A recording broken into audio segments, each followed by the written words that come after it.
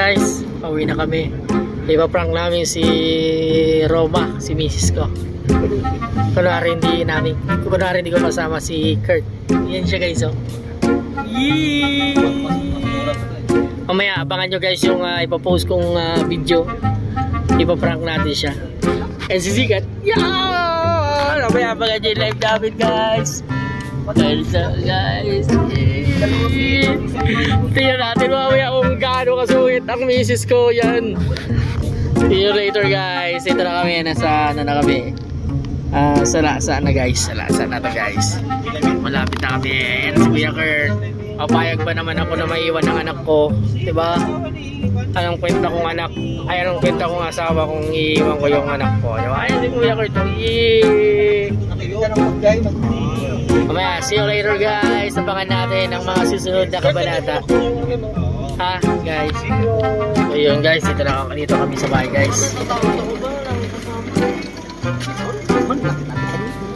Yan ka muna sa ano. Yan si Kuya Kurt to. Pre! Yan si misis ko kung anong reaction na guys. Ingat pre ha. Guys. Reaction ni misis ko guys. Hindi ko kasama si Kuya Kurt.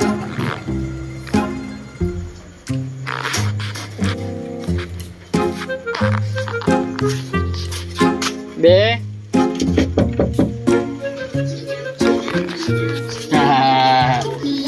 Bless. Yes. Bless, anong ginto? Bless. Ano? Bless. Yes. What happened? Bakit na naman? Bakit iniwan mo doon yung anak mo? Nagpaiwan nga siya? Parang kang tanga, sino masunod sa inyo? Sabi niya, maiwan daw siya. Sabi niya. Oo nga. Wala sa anak mo. Makakatulog ka na, kumukulog-kumigid na. Iwala mo yung anak mo doon. Malaki na siya. Sila Jabel. Tapos nandito kayo dalawang dito. Oo. Marayawan mo talaga, masyado kang tiwala sa anak mo. Parang hindi ka magulang. Nakainom ka pa. Nakainom, hindi nga kami nakainom. Matagya ko niya. Ayaw ka talaga. Tapos hindi ka man na mag-chat na uwi ka. Tapos sinabi ko lang sama mo yung anak mo. Nagano nga siya? Naiwan siya doon? Ba't siya na susunod? Iwan ko. Iwan mo? Ikaw ang Ayawan lang.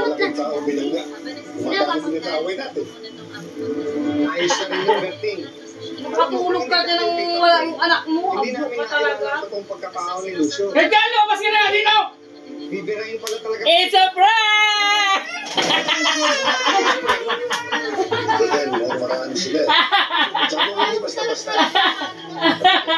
It's a prank!